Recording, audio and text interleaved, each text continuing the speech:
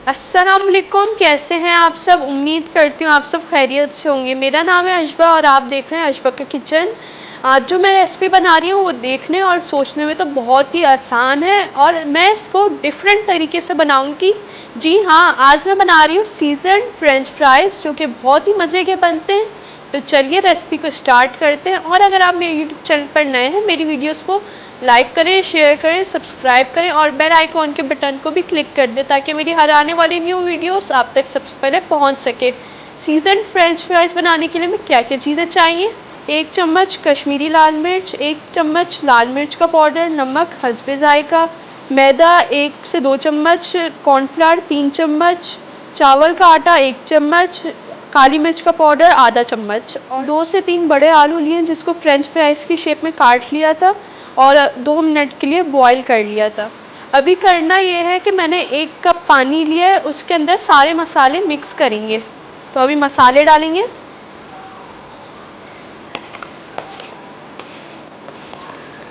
और मसालों को अच्छे से मिक्स करेंगे पानी के अंदर।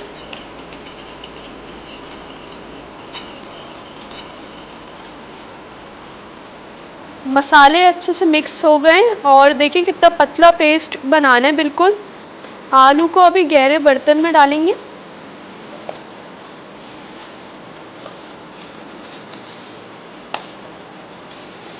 ये आलू अभी सारे डाल देते हैं।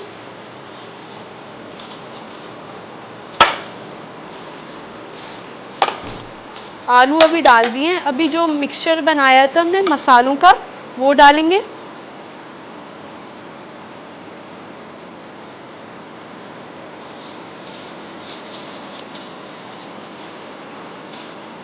ये मिक्सचर भी डाल दिया। अभी आलू को इसके अच्छे से ऐसे मिक्स करेंगे, जैसे पकोड़े बनाते हैं ना वैसे ही करना है हमें। देखिए ये अच्छे से मिक्स हो गया है। अभी इसको 5 मिनट के लिए रख देंगे ताकि ये और अच्छे से जज़्ब हो जाए और उसके बाद हम फ्राई करेंगे। ऑयल गर्म होने के लिए मैंने रख दिया है और ऑयल को तेज़ गर्म करना है ताकि फ्रेंच फ्राइज़ कुरकुरे बने।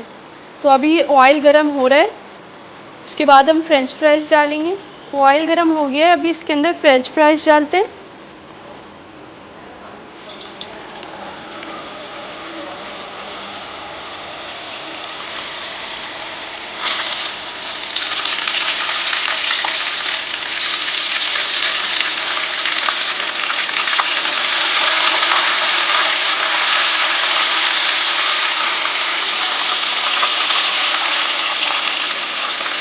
अभी इसको गोल्डन ब्राउन करेंगे।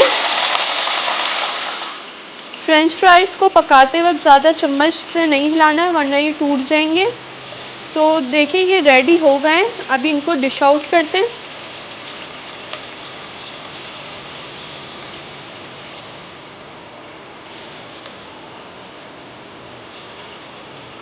देखें कैसे ज़बरदस्त से सीज़न्ड फ्रेंच फ्राइज़ बन के तैयार हैं। जितने देखने में खूबसूरत है उतने खाने में भी लजीज हैं और आप इसको शाम की चाय के साथ सर्व करें।